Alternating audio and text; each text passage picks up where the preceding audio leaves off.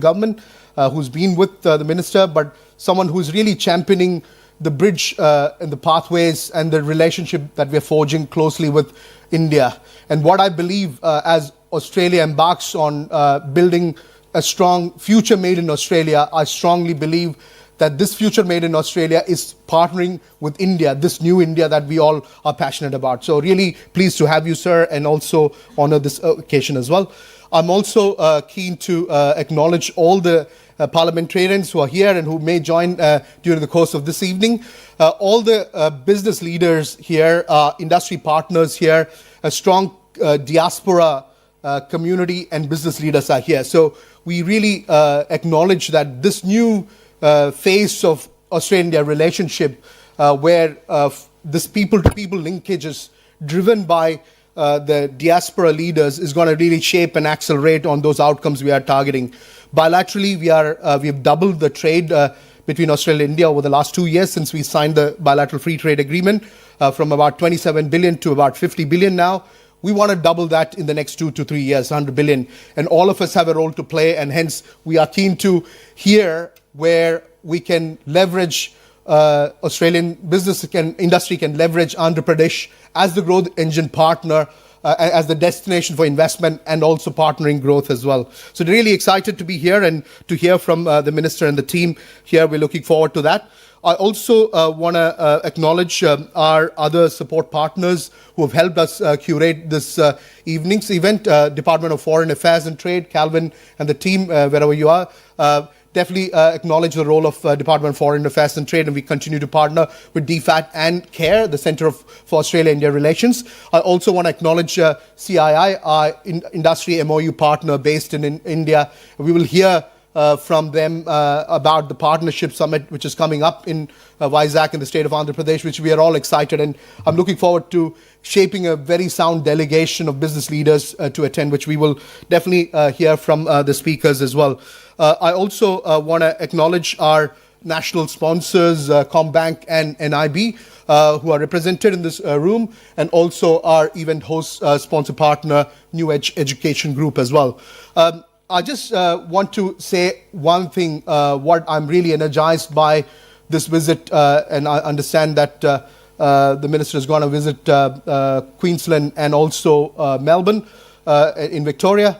What we are keen as AIBC, and AIBC being an organization, a preeminent industry body, working closely with both the governments to really shape over the last 40 years set up by the former Prime Ministers Rajiv Gandhi and Bob Hawke. We've been really focused on shaping those business to trade outcome as well.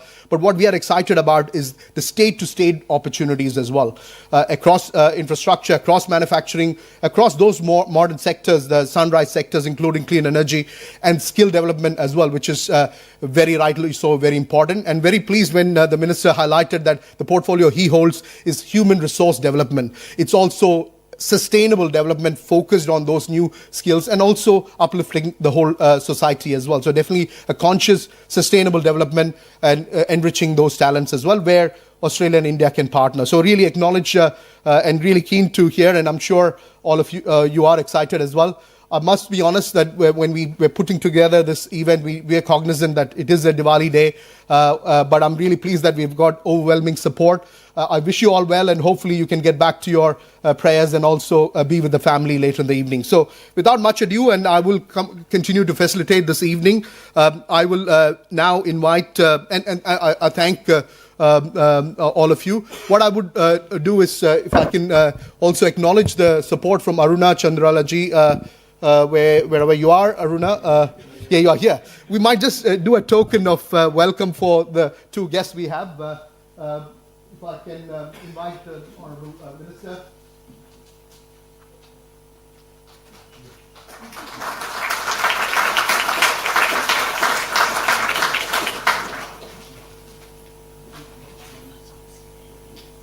And if I can invite Minister and Giles as well.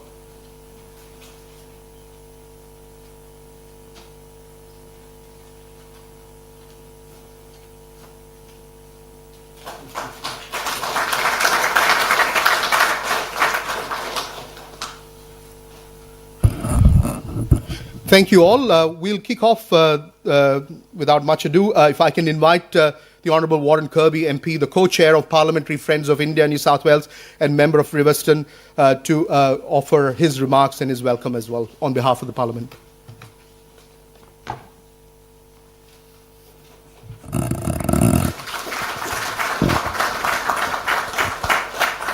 Shukti Vivali. I think that's how we should start this evening's proceedings. I would also like to acknowledge that we are meeting here this evening on the land of the Gadigal people, and who are the original custodians of this region of Sydney, one of the very first places in all of Australia to be colonised. And we are meeting in the oldest parliament in New South Wales. And I extend my respects to elders past and present, and any people of Aboriginal heritage that may be with us. Meeting here in Australia's oldest parliament, the People's Parliament, specifically in this room, the Jubilee Room, is just as auspicious in some ways as the day that we are celebrating. Up above us we have the Greek goddess of knowledge, who looks down on us and reminds us that knowledge is the mother of wisdom and virtue. This occasion that we're talking about, we're celebrating. Many people tonight, I'm sure, will pray to the goddess Lakshmi for prosperity, and we know that this all comes as a response of lifelong learning, of making sure that we get to know one another, and all of that comes through education. So to be in this room on this day for the meeting that we're having is something to tell us about the things that are all coalescing to make sure that this relationship between India and Australia really kicks off. And there are many, many ways in which we complement one another in this relationship. I should acknowledge we have some MPs in the room. We have Justin Clancy hiding over the back there, who's just joined us. We have Charisma Kalyanda, who are my parliamentary colleagues here. Special thanks to Minister Giles for bringing Minister Lokesh to visit us in this wonderful occasion. Your very first visit. I hope that it is better than your US experiences. But when we think about what we need to do in these bilateral ties, how we need to come together, of course there are many avenues in which Australia and India complement one another. Of all of the relationships we have with different countries around the world, the bilateral relationship between India and Australia is in many ways the ones where we have the most commonality and the most touch points of connection. If we talk specifically about education, there are many ways in which our two countries can work together for mutual benefit. We have some of the most advanced educational systems in the world here between our university sector and our TAFE sector. We also have some of the most stringent requirements and regulations when it comes to everything from construction through to all of the rules and regulations required to build things, which means that our education system, both in a formal academic sense, is very, very strict in the pass and fail, and it also means that the industry learning is very, very high as well. So by allowing a system, for example, where we use New South Wales TAFE or we use our university sector to help train people on the ground in India to come to Australia to learn skills and trades, we can benefit the human resources that are available in India, and we can also go some way towards addressing some of the skill shortages that we see in Australia across multiple sectors, whether that is in the construction industry, as I mentioned earlier, whether that's in medicine or whether that's in IT or other sectors. All of these things start from a good foundation of collaboration between our two nations and with the education sector. I am fortunate enough to represent a diaspora that has the largest number of, or should say, an electorate that has the largest number of people from the Indian diaspora. It's the largest and fastest growing. We have the most amount of Hindi speakers. And I can tell you from experience that as that population has grown, this population has shifted over the last 10 years or so from a largely Anglo community, small, almost rural on the outskirts of northwest Sydney, to now having tens of thousands of people people, and the vast majority of people who are coming in are from the Indian diaspora. Now, during that period of population growth, what we have seen is an unusual phenomenon where our unemployment rate has plummeted. We have now one of the lowest unemployment rates. In fact, my electorate enjoys almost half of what is surrounding me. We have seen a significant drop in the rates of crime and criminality, and we've also seen a significant increase in educational outcomes. And this has come about not despite the population that we've seen, but because of that.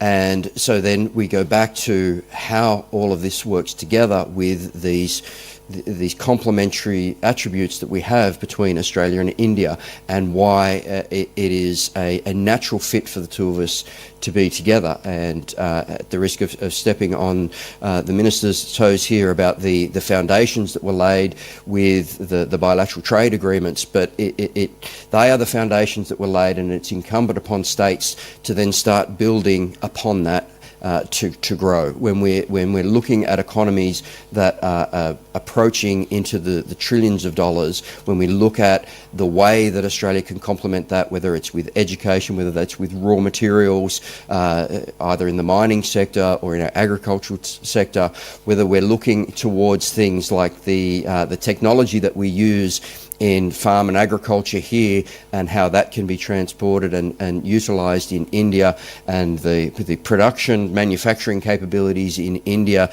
the way to take innovation into commercialisation in India, it means that there are enormous amounts of opportunity for both Australian businesses and Indian businesses to work together, not for the benefit of one individual company, and certainly not in a purely transactional sense, but in a mutually beneficial way where we can genuinely come together and work together to grow the economies of both countries and to uplift the opportunities that exist for our relative populations. So I'm very, very excited about this evening. I'm very, very excited to listen to the wisdom of the ministers that have come here to join us. And thank you so much to the industry partners. Thank you to AIBC, Irfan in particular, for his tireless efforts in making these connections happen.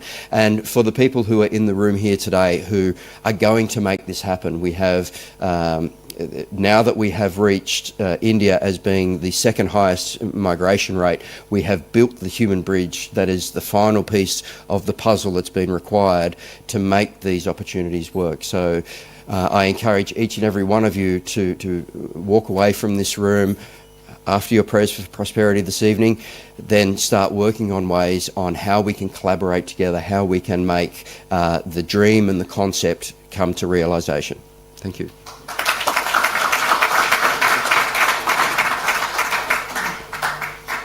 Thank you, Warren, and thank you for those insightful words and impactful call to action. And we'll look forward to again visiting India together with the business delegates to make some of those impacts happen as well. Thank you. Definitely. First landing into Vizag. Yeah. Thank you. Now I invite the Honourable Minister Andrew Giles, the Minister of Skills and Training, Australian Federal Government, to share his thoughts and insights.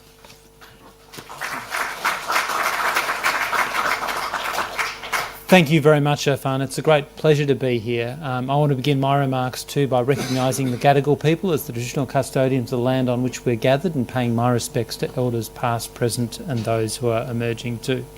Minister Lokesh, it's a great honour to have spent some time with you today, and I really do look forward to hearing your more formal remarks this evening. It's a privilege to be part of the conversations that we are having. As Warren was suggesting, and indeed as Irfan said, many of the opportunities between our two countries will be navigated not just at national level and not just at business to business level, but through the considered engagement of subnational governments who understand their regions, their economies and their labour markets.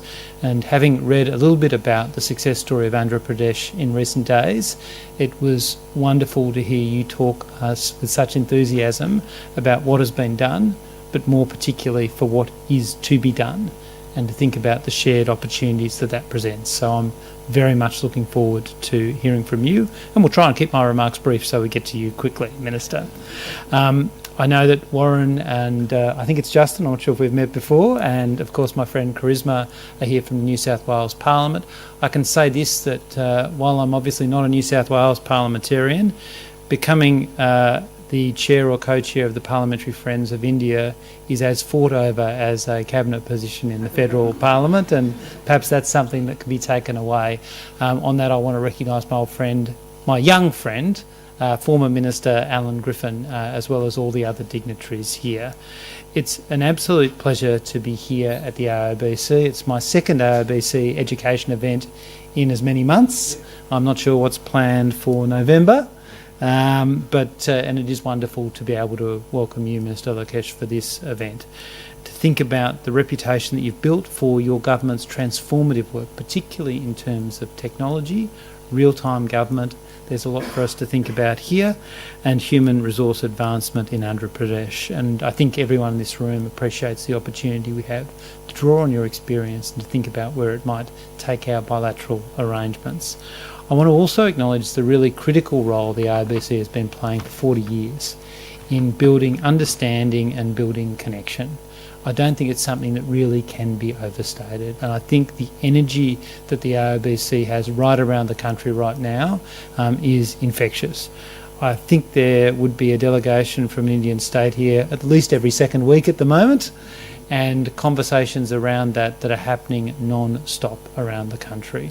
The business-to-business links are being reinforced by a deeper understanding, and that's in large part due to the work of the AOBC. Now, if I turn briefly to the skills landscape in Australia, the one thing I really want to emphasise is that our view is simply this. Education and training are absolutely key to building economic prosperity for Australia, and we believe that that is the case for India too. We share many things as nations, but in particular right now we have the privilege to share the fastest growing region in human history, and that brings with it the opportunity to make the most of it for all of our communities. That's really, I think, what brings us together here.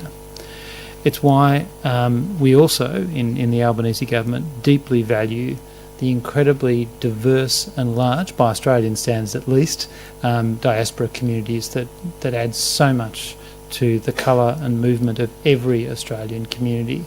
I think I'm not alone in seeing, obviously, tonight's as being just one part of an ongoing Diwali that seems to stretch for about half the year. But I do wish everyone a happy Diwali, and perhaps I can say to our visitors from India, Diwali is not simply an event for the diaspora community, it's a significant event for every Australian, and I think that speaks more eloquently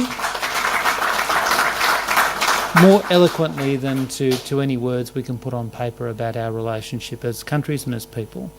Now, I think about the government of Andhra Pradesh as having identified a number of priority issues for collaboration in education and skilling, particularly renewables and the green economy and secondary and higher education. We've talked also a lot about agriculture too. So I think there are real opportunities because these all resonate strongly with our priorities in the Albanese government, particularly our focus on our clean energy workforce as we approach a similar challenge, although not on a similar scale, it must be said. And looking at skills more broadly, what we have been doing, and Warren touched on this, is how we can work with partners to tackle skills challenges domestically and abroad. I think we can say that we've made significant progress in that regard, in particular by building more cooperative arrangements at a national level, working with our partners in the states and territories through the $30 billion National Skills Agreement, as well as through rolling out free TAFE to deliver training in areas of need. So what I'm trying to do is effectively to emulate what you and your Chief Minister have been doing for quite some time, to use the role of skills and training and the levers that are available to me to look to identify problems and then to solve them by bringing people together in that shared understanding. And I think there are so many opportunities to take this conversation forward. I note that, of course, India, amongst its other attributes, is one of the youngest democracies on the planet. 2/3 of the population under the age of 35, which to me now seems very, very, very young. There's obviously a huge group who are already or about to become the next generation of skilled workers, ready to embrace opportunities their parents couldn't have dreamed of, and those that we can't yet imagine too. And I do think that Australia's vet sector and our higher education sector too are well positioned to be part of this extraordinary transformation of workforce. And that's something that we need to think about through effective engagement and listening, through forums like this, through industry partnerships, and through deepening our people-to-people links more broadly. Because the mutual understanding that is really fundamental to international education is something that can only strengthen the friendships that exist between our countries and their people and deepen the understanding about where we can meet shared needs. And I'm really excited to furthering these connections later in the year when I travel to India with Minister Clare and Assistant Minister Hill. I thank the Minister here for suggesting some minor alterations to my travel schedule, which I'm not sure we can accommodate this time, but we'll see. I think it really is an important opportunity for our countries to discuss in depth, you can only do in a face-to-face setting, how we can realise the opportunities and stare down the challenges that we face. I'm really proud that Australia is and must remain a tertiary education partner of choice. India is Australia's top country for international vet student enrolments. About 1 in 5 of our enrolments are people from India. These students, and even more so I might say, the graduates are valued members of our classrooms, our communities and our workplaces. And I'm really confident this will only grow through the comprehensive strategic partnership. I look to India's national education policy, only 5 years old now, but a very meaningful document. The internationalisation of education provides deep collaboration opportunities for institutions at both ends. I'm really focused on how Australian vet providers in particular can play a role in meeting the extraordinary skills challenge that you grapple with every day in Andhra Pradesh. A labour market that's rapidly changing and a volume of people entering that labour market that I find hard to imagine. And for me, I do recognise, on the one hand, we have a vet system that is globally recognised. And we're very proud, but we also acknowledge the challenges that we face. I think recognising those challenges domestically and the opportunities internationally can provide a great synergy for us to realise all of these opportunities. So I'm very keen to hear from you, Minister, and I'll end my remarks now, because hearing from you, having the perspective of your government brought to Australia, brought to this beautiful room in Sydney, is fundamental, from my point of view, to making sure that the Australian skills and training system can be all that it can be for people who come to Australia and sending skills offshore as well, but also so that we can more profoundly deepen the relationship and understanding between our people, which I think is fundamental to the future that we both would like to see. Thank you very much.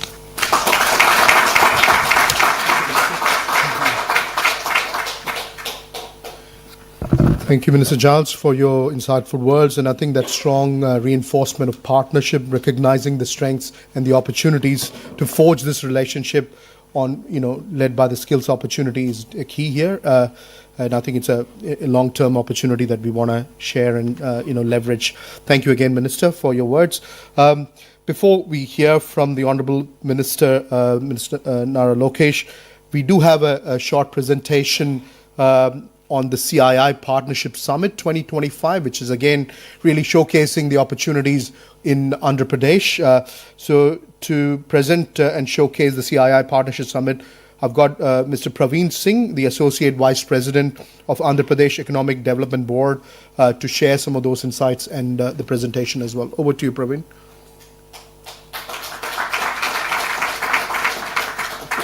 I'll sit from there. Okay. Thank you.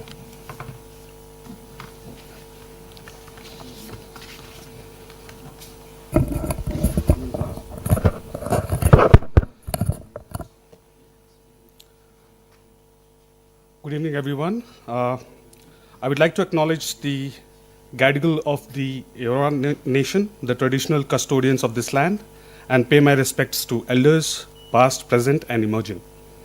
It is my privilege to be here in this iconic and historical place. Leaders, innovators, institutions who share our belief in sustainable and inclusive growth.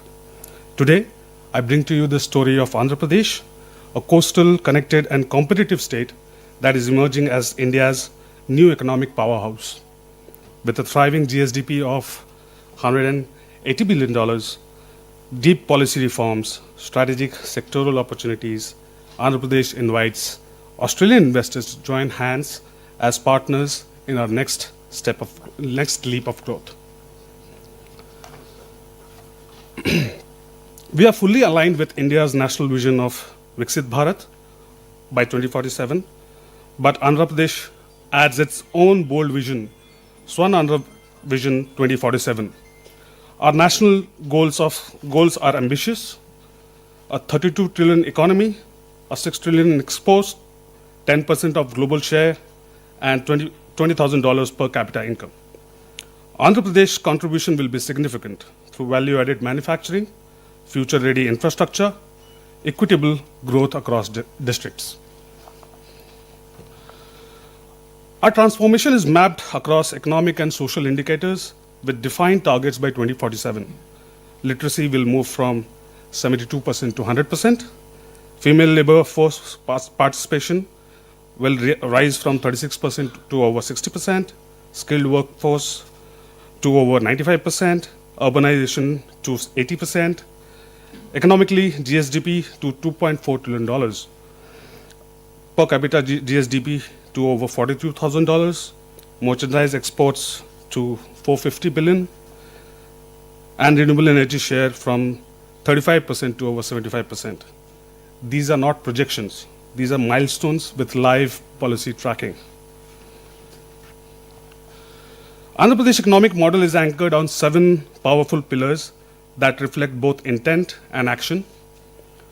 Policy framework, over 25 active policies across sectors ensure clarity, speed, and investor assurance. World-class logistics with 6 ports, 3 industrial corridors, seamless highway railway connectivity. We offer among the lowest logistics cost in India.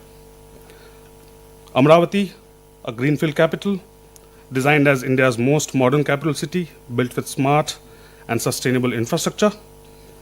Future-ready workforce with a skill database covering 3.5 crore citizens and 200 plus hubs aligned to sectors like AI, clean tech, and manufacturing. Quantum and deep tech, home to India's upcoming Quantum Valley.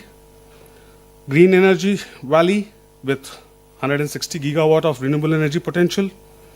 At the core of all this is our governance model led by Honorable Lokesh sir, powered by AI-driven, tech-enabled workflows, ensuring real-time monitoring, predictive action, investor-first service delivery. Industrial Policy 4.0 serves as the overarching framework guiding Andhra Pradesh economic transformation. Our reforms are built on 6 principles: speed, product quality, low logistics cost, employment generation, tech readiness, and circularity. Climate action policies include clean mobility, included renewable energy and waste to value recycling initiatives. Sectoral policies span across aerospace, food processing, MSMEs, tourism, minerals, and sports. Technology-focused policies support drones, electronics, semiconductors, space, data centers, and innovation ecosystems. Andhra Pradesh is also India's maritime gateway to the east, with over 1,000 kilometers of coastline, the second longest in India. Our plan is to have port, shipyard, or a harbor every 50 kilometers. Key ports include Visakhapatnam, Kakinada Gateway, Gangavaram, Machilipatnam, Krishnapatnam, Ramyapatnam, Mulapeta. Australia as a maritime economy will find strategic logistics and shipbuilding opportunities here. Andhra Pradesh is also creating global competitive aviation and aerospace cluster across Kurnool, Tirupati, Danakonda, and Madakasira. The Civil Aviation University at Bhogapuram will train more than 5,000 aviation professionals annually. From drone manufacturing to sustainable aviation fuel, AP is ready to partner with Australian OEMs, training academies, and MRO majors. AP also offers a massive land bank of over 41,000 acres aligned with the 3 industrial corridors, which is no other state in India is having in the country, which is government-approved industrial corridors. Visakhapatnam, Chennai Industrial Corridor, Chennai-Bangalore Industrial Corridor, Hyderabad-Bangalore Industrial Corridor. This land is ready with utilities, zoning and trunk infrastructure, ideal for plug-and-play projects. We have also identified high-potential clusters in petrochemicals, which is in Mulapeta and Krishnapatnam, food processing, Rayalaseema and Godavari Belt, iron and steel, Kadapa and Anantapur, pharma and medtech, Visakhapatnam, electronics, Tirupati, Koparthi. These are the names, but yeah, these are the clusters which we are developing in the state. Renewable energy in Anantapur, Kurnool and Kadapa. Each cluster is policy-backed and investment-ready. Amravati is being built on a model capital city, combining strategic location, thematic city zoning, world-class institutions, smart infrastructure and utilities, with access to highways, ports and airports. Amravati offers a compelling destination for urban innovation and administration. Andhra Pradesh is also one of the first Indian states to commission a green hydrogen valley, with goals across indigenous hydrogen manufacturing, clean fuel-based startups, R&D clusters, and global academia collaboration, with 160 plus gigawatt of RE potential. This is a natural fit for global clean energy firms from Australia.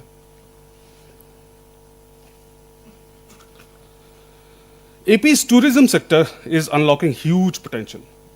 10,000 plus hotel keys, 1.5 lakh plus women-led homestays, 20,000 to 50,000 new rooms by 2029. Private investment target is $2.9 billion by 2029. Tourism GVA doubling from 4.6% to 8%, connected by a single tourism super app. From wildlife and temples to Buddhist trails and beaches, we are unmatched in natural and spiritual tourism. Now Visakhapatnam, it's now a leading tier 2 tech hub with 48 universities, institutions, more than 25,000 affiliated colleges, over 38 million people in tech talent catchment. We are a budding capacity for GCCs, AI, analytics, and digital services, and invite Australia's tech and education institutions to co-create here.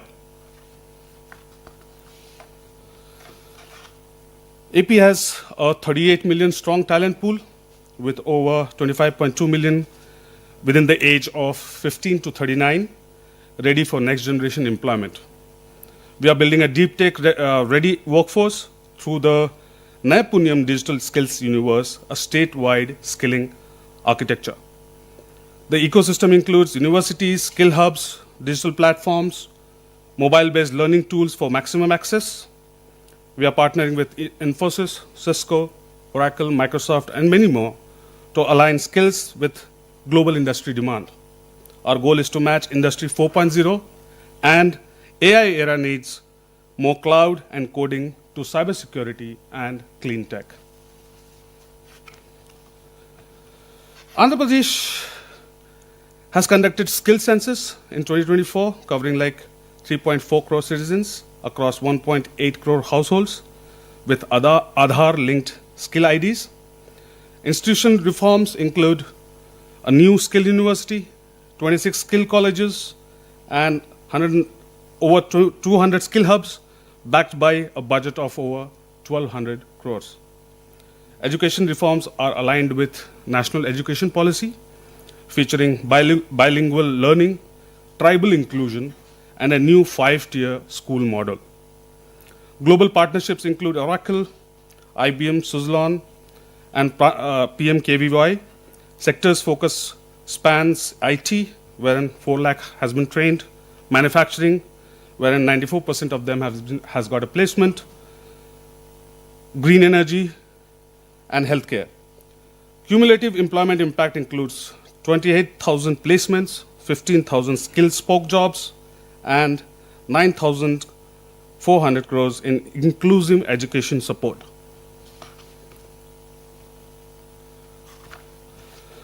In Vijayawada and Rajahmundry, we have launched the Ratan Tata Innovation Hub, which is focused on one family, one entrepreneur. Angel and VC access, corporate and educational partnerships, infrastructure, clean rooms, prototyping labs, Internet of Things. We welcome Australian accelerators and R&D groups to connect with this bottom-up entrepreneurship platform. Andhra Pradesh is pioneering governance 4.0, a data-driven, AI-enabled and people-first model. A state data lake will unify all government data into a single source of truth, enabling cross-department insights. Our Aware Hub, going live by November 2025, will monitor 42 real-time parameters from satellites, drones, CCTVs, and Internet of Things IoT devices. The AI intelligence layer will detect patterns, trigger responses, and guide predictive governance. Citizens will access 700 plus public services via WhatsApp with real-time redressal going live by August 15th. It has already been live, sorry. Sorry. This is not a pilot, it's a quantum governance at scale, and Amaravati will lead India's transformation. In just past 12 months, AP has secured over 120 billion in investments with the potential to create 7 lakh jobs. These are across clean energy, electronics, food processing, and ports, and reflect real investor confidence in AP. I would like to invite all of you to the Partnership Summit 2025 to be held on 14 to 15 November. The venue is Vishakhapatnam. This will be a landmark event showcasing project-ready pipelines, MOU signings, and global cooperation across industry and innovation. Let me conclude with a heartfelt invitation. Join us in building sustainable, inclusive, globally competitive, and innovation-led economy. Let us shape the next decade together as partners, collaborators, and chain makers. Thank you.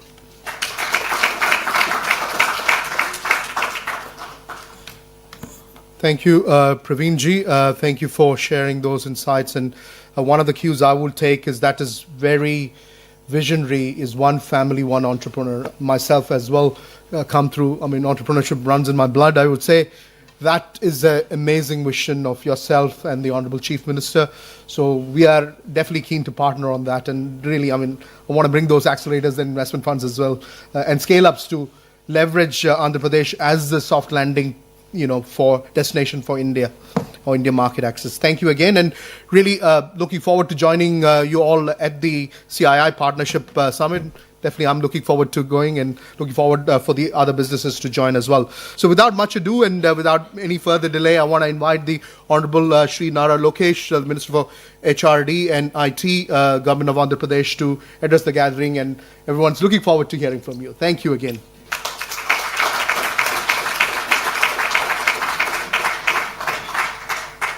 That's okay. A very good evening. Thank you very much for having me here. I would like to specifically thank the Honourable Minister Andrew for spending almost a better half of a day with me and sort of welcoming me and explaining to me how Australia works, especially on the skill side of things. So really appreciate your time. I'd like to also thank the Honourable Member of Parliament, Warren, who's here, Justin, who's also here, and Karishma. Thank you very much for hosting me. Wonderful place, historical building. Let's wait and watch whether democracy is really working or not. Interesting times we live in. So if Praveen has not done his job in convincing all of you, I'll take another shot at it. So I'll give you 3 specific reasons why you should look at Andhra Pradesh. The first one being is we have a leadership with a track record. So for those of you who don't know Mr. Naidu, this is his 4th term as Chief Minister. He is a 75-year-old young man. When you meet him, you'll understand it why I said he's young. He's very young at heart. He comes with abundance of energy. But what makes it different this time around is he's backed with a young team. So 50% of the legislature is a first-time MLAs. 17 out of the 25 ministers are first-time ministers. So he's backed with a very young team with a lot of fire in the belly to get things done. And that's what makes it different. And Mr. Naidu is the reason why Hyderabad is what it is today. And people were kind enough to give him an opportunity to build a legacy all over again. And he's now doing it with the new Andhra Pradesh, a divided Andhra Pradesh. The second reason is speed of doing business. And I can give you two specific examples of it. One, I'm sure all of you have followed the Google's announcement. It's the single largest FDI investment in Indian history, and it's landed in Visakhapatnam. It's a greenfield data center that's getting built out there, and it's not only the data center, it's the whole the landing station, the sea landing cable station that's coming out there. And we are really excited about building the entire ecosystem. I've had an opportunity to meet a few of the data center developers here in Australia, and I've had the opportunity to invite them to Visakhapatnam. But we're really excited to build a larger ecosystem. And we got all this done in 13 months, which is 1 month more than what we agreed with Google on. And once we agree to work together, it's no longer your business, it's our business. And first thing you'll see getting created is a WhatsApp group. We love WhatsApp. So WhatsApp group gets created on a daily basis. We actually review these projects. So I'm on good 25 groups now. On a daily basis, projects are reviewed. There's an update that goes out from my office and the respective ministers, because these are all cross-functional. So one example is Reliance is investing big into CBG, compressed biogas project, where they're making compressed biogas from Napier grass. And I have the energy minister on the group. I have the minister for revenue, which is land, on the group, because they're going to take land on lease from government and actually want to grow grass. And on a daily basis, the project is updated. And if they don't update, then I get involved and say, what's the status update? Where are we? What's the target? Where do we stand? Another example of speed of doing business is the work that we've done with ArcelorMittal. ArcelorMittal is building India's largest steel plant, south of Visakhapatnam. And again, we got this done in 15 months. So from the day we agreed to agreeing on the incentives, getting the land done, environmental hearing, getting all the clearances. So this is not MOU. This is grounding. We are not here to sign papers. We are not here to do MOUs. We actually want to deliver on the field. So the 120 billion that was actually explained, and the marquee brands that are coming to invest, are all being grounded in our state. And the 120 billion have been agreed upon only in the last 16 months. So that's the pace at which we are moving in Andhra Pradesh. And if there's one thing that I can compete with the other states on, it's going to be speed of doing business. So in the past you've heard of ease of doing business. So now we mean speed of doing business. There were days when we've cleared proposals in 3 days. So there are 3 layers where they get approved. One is SIPC and SIPB, and then the cabinet. It happened in 3 days. So that's the pace at which we're willing to work, and we're really excited of getting your business down in Andhra Pradesh. The third reason why you should consider Andhra Pradesh is we are a startup state. We are hungry. We're eager to get things done, and we can get things done as of yesterday. And as a political establishment, we are a regional party, but then we have national interests at heart. So we believe that we can positively influence policy at the federal level, which I believe which is good for the nation. And in the whole process, Andhra Pradesh has the first mover advantage. And this is not the first time we're doing it. We've done it in the past with privatization of airports, deregulation of the telecom sector. Mr. Naidu led the initiative around digital currency. And now we've done that in data centers. So we positively influence policy. And that's something that we can do. And that's what makes us very unique and different from other states. I'm sure quite a few states are eyeing for your investments. And I think it's very good. I always believe that if states compete, India wins. And that is the new India that we're talking about. And it's exciting times under the leadership of the Honorable Prime Minister Shri Narendra Modi ji. Delivering the $30 trillion target will be done. No second thoughts about it. And in the process, Andhra Pradesh will be a $2.4 trillion economy. And as a state, we are leading a lot of the initiatives of Government of India from the front. So I'll give you an example. Labour reforms. We are specifically asked by Government of India whether we can spearhead. Out of the 9 reforms, we got 8 of them done in 15 days. 1-5, not 5-0. So we got it done. And the other one in the next cabinet, we're going to actually clear it. So we are leading from the front in terms of reforms. And Mr. Naidu believes that we should support reforms because that's the only way we can remove the shackles of bureaucracy on the state growth and governance. So that's what makes us very unique. I think these are 2 clear examples I've shared. And I love Visakhapatnam. For people who are familiar on the Indian territory, if Bangalore were to marry Goa and have a child, that will be Visakhapatnam. It's best of both worlds. It's exciting space. The greater Visakhapatnam economic corridor is slated to be a $1 trillion economy. So we are already planning for it. After the announcement of Google, there's so much of excitement, energy that has come in. And we've already started working on the greater economic region, planning all the hard and soft infrastructure that needs to come in, because we don't want to have the same trouble that our neighbors are having today. So it requires a certain amount of visionary leadership that, of course, we already have. And it's Mr. Naidu who's leading it from the front. So I invite all of you to please come down, spend 2 days with us. I think you'll be able to understand the raw energy we have. We have amazing speakers lined up. It's an amazing conference. While the greater part is going to be about Andhra Pradesh, it's still about India. And quite a few states are also coming, and they're going to also pitch their states. And what a better platform than Visakhapatnam, where other states can also pitch. And it'll showcase, again, new India, where states compete and the nation wins. So thank you very much for your time. I thought I'll make this more a dialogue than a monologue. So I'm here to take any questions that you have. Okay? Thank you very much. Yeah, we'll give you the microphone. Oh, that's okay, I can hear. Yeah. Oh. Share the microphone.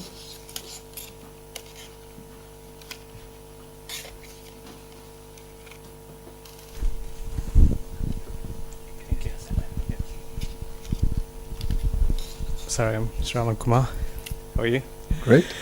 Yeah, so what makes the difference from the past government to yours? Because the pain I had personally with the investment so-called with the previous government, and then I lost my father, being fighting with legally, politically, everything.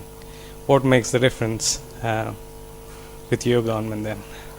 Well, people have spoken. We won 94% of the seats we contested. Yeah. It's a clear mandate given to us to create jobs. And we actually we made a promise that we're going to create 2 million jobs in 5 years. Yeah. It's a very bold promise, and that's why I'm here. That's what brings me to Australia. And I think day after tomorrow, the Honorable CM is going to UAE. We've done roadshows in Singapore. I was in London. We've done some very exciting work there. But see, one thing if you notice is that, yes, there was a little bit of pain in the last 5 years, but the policies that we created, or companies that landed in Andhra Pradesh between 14 and 19, Kia and few others, though they had challenges, but none of the incentives or the policies that we came could be overturned.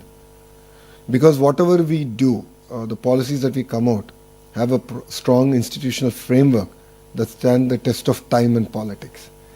So this is Mr. Naidu's 4th term. It's not his first term. He's a very seasoned politician. He understands the importance of system policies and ability to implement them. So if you've seen it in the past 10 years, 9.5 years of his, between 1995 to 2004, and then 14 to 19, and now, it comes with strong backing and policies. So that's what really helps. And the mandate is clear, 94%. I mean, it's with a lot of humility we take that, and we are here to deliver on our promises, which is to create jobs. And in the process, we'll end up creating a vibrant economy called Andhra Pradesh. Thank you. Yeah. We'll just finish and if we have time, we'll come. Huh?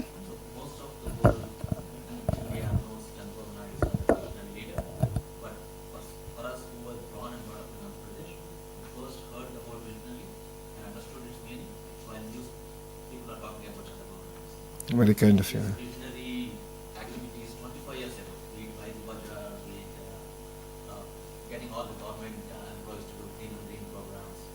IT is just one of them. As well as, he was being criticized a lot at that time for getting a gold plus. He still is being criticized. Okay, that's, it's visionaries' job to lead from the front, while critics will criticize, yes. And that's what made Hyderabad work. Yep. Very excited, sir, that because he's back with the next generation. My question to you personally, sir, is how do you keep up with managing your bosses and your father's expectations? Do you think you can outperform this expectations? It's a good question. Oh my God. I think I'll lose my job by the time I go back to Andhra Pradesh if I answer that question. So Mr. Naidu is an impatient politician. We jokingly say that if you can carry 10 kgs, he'll give you 12. If you can carry 12, he'll give you 15. So he ups the bar, but that's what makes it really exciting. And that's why you see a lot of youngsters working for him. And he mirrors the energy and the commitment that the Honorable Prime Minister has for the nation. And there's this new term called double engine sarkar, which is double engine train government in India. It's called double engine government. That means it's the same government in the state and in the center. I say we have a double engine bullet train sarkar, which is 2 engines bullet train government. Because you have Mr. Naidu and you have the Honorable Prime Minister. They bring raw energy and passion. Both of them are 75 years old, but you don't see that age on them. But we're leading from the front. And that's what makes it very unique and exciting. I think it's very difficult to live up to the expectations of Mr. Naidu because it's a moving goalpost. The closer you get, keeps going. But it's a very rewarding experience. I've been working with him now for almost 12 years. I've joined his team in 2013, 12, 13 years now. It's been an exciting journey. It's been extremely rewarding because all the hard work is now paying off. An example of it is Google. We bought Vizag from being an old steel city to now a data city of the world, and bringing Vizag on the global map in terms of data connectivity. And this is just the beginning.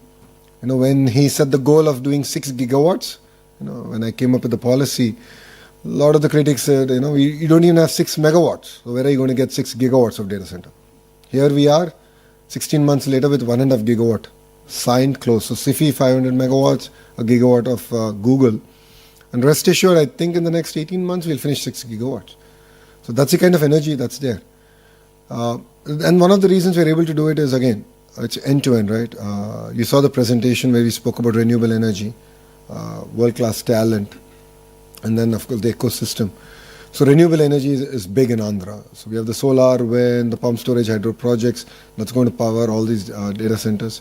So I think that's what makes Andhra Pradesh very unique, because we can offer an end-to-end solution that I believe majority of Indian states cannot. So, thank you.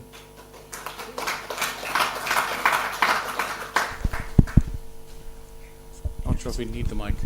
Thank you. That was a lovely presentation to all of you. And thank you for addressing everybody. My name is Hemant Babbar. I'm with the IBC. Sir, firstly, congratulations on the $15 billion you've scored from Google. I hope that's just a start.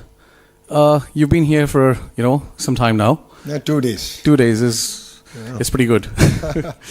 Actually, 24 hours. 24 hours, okay. Look at the time from I landed to where I am now. So have you rested at all? Well, I hope. Where do you see, in your opinion, Australian businesses entering into Andhra Pradesh with what you've seen so far? And where do you see those opportunities aligning between the two countries? I think that's a very good question. If you look at sectors like skill development is one sector that I saw there's great opportunity. Education, again, a lot of work that we can do together. Mining is a sector, of course, it's a natural sector for both Andhra Pradesh and Australia to work together. Parallelly, I've seen agri-tech as one of the areas that we can possibly collaborate.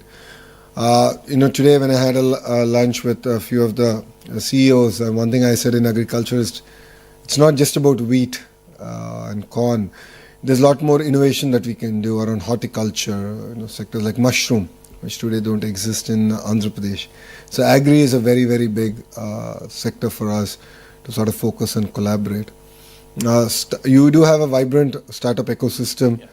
That's one thing. Through the Ratan Tata Innovation Hub, we can sort of collaborate, and India is an amazing launch pad in that sense. So these were a few of the sectors that we thought we can start working together on. Renewable energy, of course, is very something that we can build on. You have an amazing education system here around it. So sharing with the Honourable Minister here that green molecules, so taking renewable energy to green molecules is going to be very, very important for us as a state. So that's another area that we can collaborate. But I think the Economic Development Board shared opportunities around automotive, space, defense, drone, compressed biogas, aqua, quantum computing, pharma, medical devices manufacturing, steel. Now Russia is also investing big with their acquisition by Rusal of an alumina refinery in Andhra Pradesh, which is going to bring upstream and downstream industries also coming in. So I think Andhra Pradesh in that way is opening up across sectors, and that's what will make us very unique compared to other states in India. Thank you, sir. Lovely. Thank you. It's a very long answer for a short question. Welcome to Thank you. welcome to Australia, sir. My name is Vish Vishwanathan. I am from Australia India Business Council, working with Mr. Irfan. As we have industry chapters. I'm very proud to lead this chapter called Make with India, encouraging Australian companies to make with India. Yeah. It is basically implementing Prime Minister's vision of Make in India. Yeah. So we want to implement that in Australia. So definitely it's a very welcome, that your visionary program for Andhra Pradesh. I mean, what we would like to suggest is, apart from the sectors one of the promising sectors which is definitely there is the health and pharmaceuticals. Yep. And then also defense and security is another area which a lot of potential is there. And the third one is the sports. As you know that Australia is also, we're going to have the Olympics, and there are many other games going to be happening in Brisbane. So that's another sector which you may like to consider. So together, as to assist you from Make in India point of view, we are there to assist you. No, thank you for bringing up sports. I believe that's very important. It builds a lot of character and resilience. I'm getting an opportunity to meet quite a few of the universities and understanding the sports program. A few of them who are very specialized on sports, and I'm looking at actually bringing them to Andhra Pradesh and trying to build the entire ecosystem. Because as you know, India is predominantly about cricket, and we want to go beyond it. And that's one area we are looking forward to collaborating. Defense. The Economic Development Board presentation had defense as one of the focus areas. You'll be seeing announcements coming soon in that sector also. So we are very focused on that.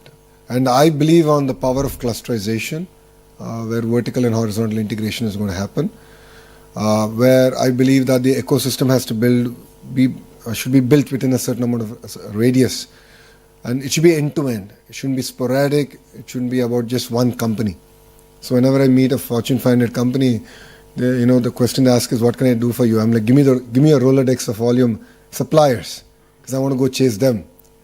Then you'll have no other opportunity but come to Andhra Pradesh. So this is something I've asked quite a few of the companies, and they were gracious enough to give it to me. And now we're building that. We're doing that across defense, we're doing it across aerospace, we're doing it across space. Because there's a lot of private launch pads coming. So that's the vertical bit. And the horizontal bit, which I shared with the Honourable Minister today, is education, skills, testing. All this has to be common infra that we provide. So that's where I believe in the power of clusterization, and each district, which is the administrative unit in India, should be focused on one specific thrust area and build competencies around that. So that's what we're doing in Andhra Pradesh. And I believe that's what will make us unique compared to other states in India. Wish you good luck. Thank Thank you so you. much. Maybe we'll take 2 questions more. Yeah. No? Ladies first. Okay. No, ladies first. Ladies first. Thank you, sir. It's very nice to hear a lot of insights. Myself, Dr. Tanima Banerjee, I'm a young scientist. I'm very much interested towards the women in STEM. I just wanted to know what are the opportunities in Andhra Pradesh in women in STEM, and if there is any scheme, and what are the new opportunities for the entrepreneurs, those who wants to connect with Andhra Pradesh government, and a lot of student exchange program and many other schemes if it is. So would like to hear from you, sir. Oh, thank you. Thank you for bringing this up. For me, gender parity is very, very important. So we are actually are starting it from kindergarten. I've already done a bit of work in school education, where first grade, second grade textbooks, when you have household chores in that and their pictures, they only have women doing it. So we've changed it. We've made it 50-50. Sorry, men, you have to pitch in. You have to clean up. So I believe in it. We're very passionate about it. And fundamental change happens through primary education. That enables, when you bring about these changes, it enables also women an opportunity to think beyond the traditional sectors. Historically, Andhra Pradesh has done better with women in STEM. As a political party, we take a lot of pride and credit for it, because the founder of the party actually created a university just for women, which is in Tirupati. Padmavati University is just for women in Tirupati. So Andhra Pradesh that way has done far better than other states of getting women more into IT and STEM in extension. I think we can do a lot more. I agree, exchange programs are important, and we had again an opportunity to talk with the Honourable Minister and few of your other political leadership here to explore those. In terms of entrepreneurship, that's where the Ratan Tata Innovation Hub comes. Today it was about a larger presentation, but Ratan Tata Innovation Hub is, the main hub is in Amravati, the main center, and then you have the nodes that are out in the major economic zones. They're all being mentored by industry. So the RTIH main hub is done by the Tatas themselves, one by Adani, one by JSW, one by Mega Engineering, one by Greenco, which is the largest renewable energy company in India.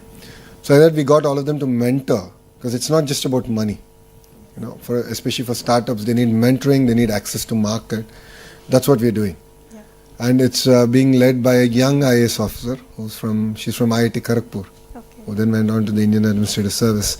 So we've identified even administrative leadership that can support the political will to get things done. So we have aligned that. So with the Ratan Tata Innovation Hub, it's just the beginning, because I think we're a month old in RTIH, but we have a clear trajectory in terms of what we want to deliver. So again, I believe that will make us different. So I also believe that if student exchange program can be happen, so Australian students could learn something new from the Indian students, and also Indian students can learn from the Australians. So this exchange will again will strong our bilateral relationship. No, absolutely. I get asked this question a lot. As an alumni of Stanford Business School, a lot of Indians ask me, why Stanford? How is it different from an Indian business school? And one of the thing I say is that, when you go to a different culture and when you're surrounded by people from different parts of the world, you tend to appreciate things far better. Exactly. And you understand a lot of context with which questions are asked and the way people contribute to your classroom. And this is my first trip to Australia, and it's been now just over 30 hours since I've set foot on your soil, and I've learnt a lot. And I'm truly amazed with what Australia and Andhra Pradesh can learn and work together on. And on that note, I would also like to thank, where's Calvin? There he is. I would like to thank Calvin and the leadership here in Australia for having me down. Honestly, if not for you, I wouldn't have made it this far. But I think, they've really curated an experience. And I was actually asking my team, does India do this? Do we have a similar program? And we should actually do it. Even at state level, we should do it, where we are able to bring in thought leaders from across the world to come and visit. I think there's a lot to offer, a lot for us to learn, and a lot that we can offer to the world. So thank you. Sir. Thank you. Thank you, sir. My name is Ram Gorlamandula. I'm an illustrious alumni of Sri Satsai Institute of Higher Learning, Puttaparthi. Oh, nice. And a resident of Kadapa, but been here for the last 2 decades. Oh, wow. So I run a multifamily office practice, specifically focusing on helping Australian family offices to invest in high-growth Indian startups. Oh, nice. We have invested not in unicorns, but unicorns were created 10 years ago. So we invested in minicorns, which are now unicorns. Wow. So we hold a few of them in our portfolio today. Based on my decade-long work across these markets, there are 3 or 4 major observations that I've made. One, for example, I do a lot of work with AMTZ in Vizag. Yep. I've visited AMTZ many times and happens to be a co-alum who is currently chairing the zone there, Mr. Sharma. Yeah. So Jitendra Sharma. So I visit there quite often. Exceptional individual. Excellent. So one of the major things that I've realized is when we try to create a market access program for medical devices from AMTZ, biggest issue was regulatory approvals in Australia. If there is any way, as a representative of the government, that you could actually create a representative office for TGA, Therapeutic Goods Administration, in AMTZ's office. Okay. So that medical device organizations and products that are manufactured in Vizag could actually comply with Australian regulatory approvals to fast track that. Something that regulatory agencies here have done very well with China in the last 3 decades. So same applies to building material industry. So there are organizations like Standards Australia, Master Builders Association. Many of them have operating representative offices in various parts of China. And because of that, if you go into any building material hypermarkets, the likes of Rees, Bunnings, so any of these supermarkets where you find building materials, you have a significant influx of Chinese products. And primary reason, because Australian regulators were called into those manufacturing clusters, so that manufacturers who are manufacturing there had significant insight of what is required to get a watermark certification for a Chinese tap to be sold in Australia or a Chinese lamp to be sold here. That is something which is currently missing with India. And more fundamentally, looking at Andhra Pradesh as such, something that we've done very well at Tat Capital is not to invest in India but invest in Bharat. Yeah. So Andhra is a real definition of Bharat. So and something that I share very commonly with many of my tech entrepreneurs here, Australian tech ecosystem is already significantly late in embracing Indian tech employment scene. So don't go and compete for talent in Hyderabad, Bangalore, Chennai, Mumbai, where it is significantly overcrowded. Go for new age cities like Vizag. Go for new age cities like Coimbatore. So on that note, may I be bold enough to ask you, sir, that you put a reference white paper in front of the government to say that to create an Andhra Australia Global Capability Center as a single center of excellence for all Australian technology companies to have a global capability center out of Vizag, so that every Australian company is based in a single city, and all these technology companies who are significantly late entrants compared to the Fortune 100 companies out of America are possibly discovering talent out of Bharat rather than hunting for talent out of India. Thank you. I think 2 specific asks. One, AMTZ is a great example of vertical integration and the cluster approach, right? So we got the vertical bit down. Now I have to work on the horizontal, which is the entire skills, the education, and of course testing, certification. And that's something we take strong feedback on. The same initiative we need to do in the aqua sector and various other sectors. So I'll work with my counterparts in the Australian government, and we'll put out a paper out there, and we'll figure out this journey together. And that's something that we're going to do. Competing with other states, I think I'm doing a half decent job. I'm getting called names for doing it, but that's okay. I mean, again, I come back to the point that if states compete, India wins, Bharat wins, and that's new India. So it's competition is very good. As long as it's healthy, I think we can take the country forward. Makes us sharper, makes us hungrier, and states that are complacent will end up losing. And Andhra is not going to be one of the complacent states, if you know Mr. Naidu. And you know him better than me, so he's not going to let us be complacent. So my father rolled out Janmabhoomi and Aksharashmi from the ground. He's a college principal. Oh, wow. Unfortunately, he lost his college in previous government when they took away the government-aided program. So you're a victim, okay. So our family has been a main funder of the college for more than 45 years in the village. The aided. Yeah. So we now have a building with no teachers to teach. I understand. Yeah. That's one thing we couldn't stop. Unfortunately, I mean, policy was actually done before we actually ended up in. So thank you very much. I really appreciate all of you coming. Give a round of applause. I know it's Diwali, and thank you very much for coming here. I'm sure you have to go back, be with your families. I think we'll do it offline. I think a lot of people have to go home. And just because I'm away from my family doesn't mean I take you away from your families. So I think it's very unfair. But happy Diwali, and thank you very much for having me. To the Indian Consul General, thank you, sir, for joining us. He's been a great supporter of Andhra Pradesh. Sir was kind enough to be part of the Telugu diaspora meeting we did yesterday. And I think yesterday's event shows raw energy and passion that Australia and Andhra Pradesh can do amazing work together.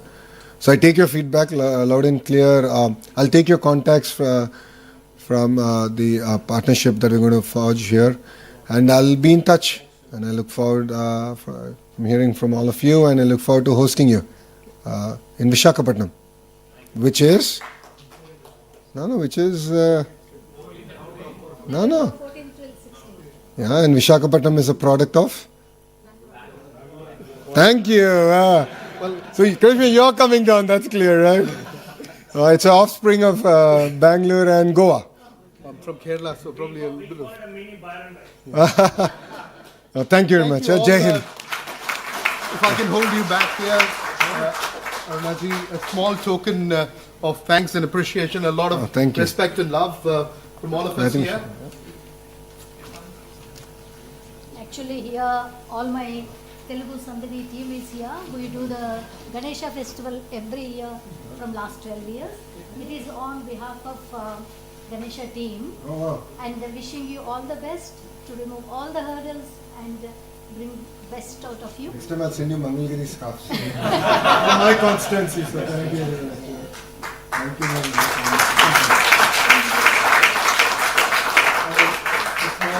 Small token as well. Boomerang? Yes, boomerang and kangaroo. Everyone will be happy. Koala. Your son wanted a real kangaroo. Back and back. Oh, thank you. Yeah. And I got something for my favorite person in the world is Chandrababu Naidu. Calendar 2010. Oh, thank you very much. Please give him on my. Thank you again. Appreciate that. It's really an honor, God not from us. Look forward to forging those strong partnerships. Thank you. Thank you. Thank you. We will have time for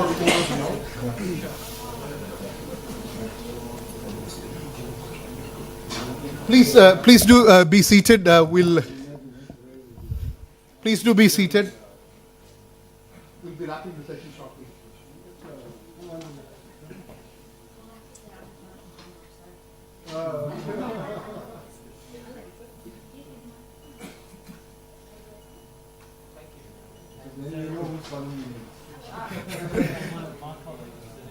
Please, if you can be seated, I will invite.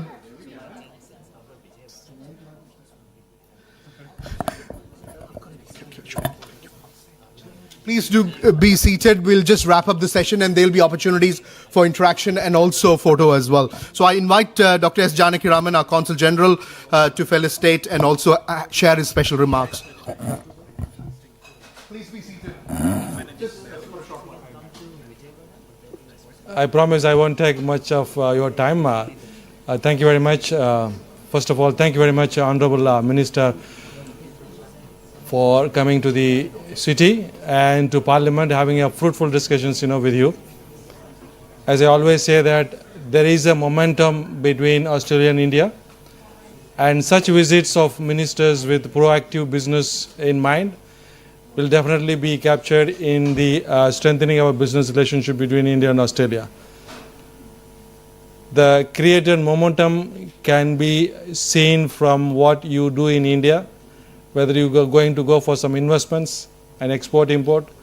Andhra Pradesh has a huge potential for export into Australia, as well as very much in want of investments coming from the Telugu-speaking diaspora, Australians and various other communities into Andhra Pradesh. We have received a number of delegations in the past from Andhra Pradesh for attracting our roadshows for business. I am sure such visits will important. I am going to tell you such visits. What does such visits make? Such visits will develop trust between two countries. Such visits will create a credibility between the two countries for investments and business, and with the credibility and trust, and then I think we can build our strength on the business and various people to people or any other relationship that have been spoken in the last 2 days. So as I said, I won't take much of your time.